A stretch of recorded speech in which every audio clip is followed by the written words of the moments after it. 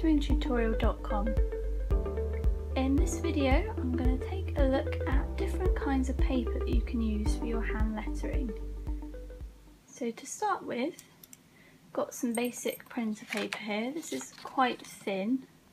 The light passes through it quite easily, as you can see just there and there, actually drawn on the back. So this one is what most letterers will recommend for practicing with. It's good because it's pretty cheap, so it doesn't really matter too much, aside from the poor trees, as to how much you use and get through. Those are the main pros really, is it's cost effective and quite see-through, so when you're trying to lightbox your drawings, or perhaps you might be using a window to make a kind of a more refined copy, it's useful there. And as you can see, if I draw a straight line, you can get a relatively smooth straight line. It's not perfect, it's a little bit jagged. And then the same trying to draw curves. It's fairly smooth surface to work on, not perfect, but it's not too bad. And then when it comes to inking, again, relatively smooth to outline, a little bit of a kind of a friction when you're doing a curve, but not hugely, and there's only a very minor bleed. So bleed is where the ink kind of spreads a little from where you've originally placed it, so I'll hold that up to the camera so you can see there that there's very minimal bleed, which isn't too bad at all. So that's your kind of cheap printer paper, which you can get from any stationery place really, or anywhere like that. So let's put that one aside for now. Next, I'm going to look at a slightly more toothy paper. So this is slightly thicker than the printer paper. I haven't actually drawn anything on the back of that one. You'd still probably just be able to see through if I had, but the light doesn't pass through that one quite as easily, but it's still fine for using over a light box, or if you're putting it up against a window to refine your lettering with. So the more toothy paper is usually useful for things like watercolour and charcoals and stuff like that, or brush lettering, anything where you want to get a little bit of a kind of a rough texture. It's probably difficult to actually see the tooth marks on this paper on the camera, but they are there. You can actually flatten them down as well, if worse comes to worse. You can use different artist tools that can smooth the tooths of the paper, the teeth even, of the paper down. Right, so this one, when you're trying to draw a straight line, you do get quite a lot of friction with that because of the teeth in the paper. So if I hold that up, you can see that line's got lots of kind of spiky bits coming off of it, where it's sort of bumped as I've drawn down over the teeth. And the same applies when drawing a curve. It's not smooth, you get a kind of a friction and it gets a bit jagged.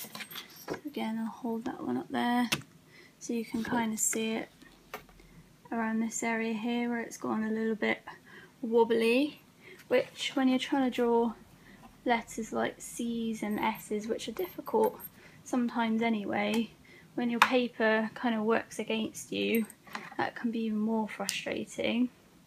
And then to ink over, you kind of get the same thing happen really. You get that slight bumpy friction going on, so it's difficult to get a completely smooth outline.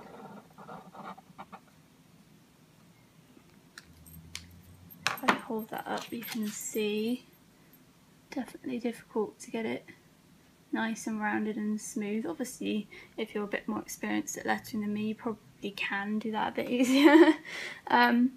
the same amount of bleed really as with the printer paper. Sorry if I hold that up again. So you can see it's pretty similar amount of bleed. And then if I hold the print one, so you can see it's pretty similar. So aside from the slightly bumpy surface that can make drawing kind of straight lines and curves a little bit more challenging, there's not a huge difference really between using the two. And then the third paper I want to look at and talk about is what's known as Bristol Smooth, and it's by Strathmore. It's quite a high quality paper and it's not the cheapest in the world, but you do get the quality there. And there's a big difference between the Smooth and the other two I've shown you. First of all, I will highlight that you can't actually see this here through it at all. The light does still pass through it though if you're using a window or a light box to kind of trace your original lettering, but it isn't as see-through as the other two papers, so that could be a slight disadvantage, but it's the only one I've actually come across with it yet. So I will draw the same as on the other ones. So this one, when you're drawing a straight line, it's really easy to draw a smooth pencil line. There's no friction. It doesn't you know, bump you along at all. And the same with drawing curves. It's really easy to draw a smooth curve without any friction. It's clearly not a perfect circle, but hopefully you get the point. So I show you these. So you can see there's no real bumps or disjointedness at all, where I was able to get it perfectly smooth, and that's because the paper is really smooth. It's pretty impossible to see that on camera. It's one of those things where you probably can't tell unless you feel it, but it's almost like feeling like a magazine or something like that, but without the glossy, without the glossiness at all. It's completely matte. And then inking. So again, you don't get the friction. Excuse my wobbliness there, that wasn't the paper, that was me. But yeah, you don't get the friction. You just get complete smoothness. So that's useful. But you also don't get quite the same amount of bleed as well. So it's probably going to be hard to see the difference over the camera. But there's no, at the bottom of this line here, there's no sort of spreading of the ink whatsoever. Whereas if you look at, let's look at the Toothy paper.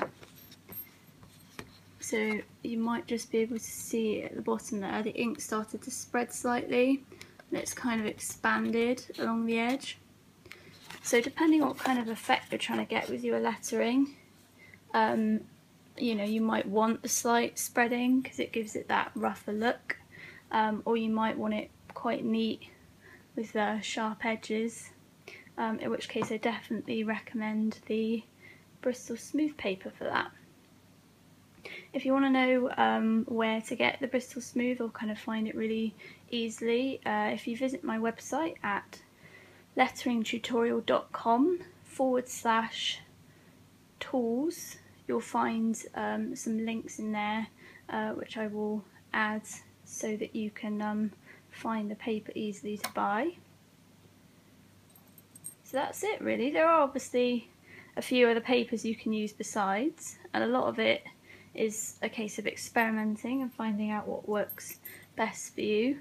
I personally have a thing where I actually prefer drawing on brown paper, which isn't the best in the world for lettering because it's harder to see your outline sometimes, but I don't know, I just don't always feel comfortable drawing on white paper. But I'm trying to work past this because it's not the best thing for lettering. It's great for portraits and stuff, which is something else I do besides lettering, but not so good for lettering in terms of seeing what you've drawn. But yeah, have an experiment and see what you find works best for you. Thank you for watching, and check back soon for more videos, and bye for now.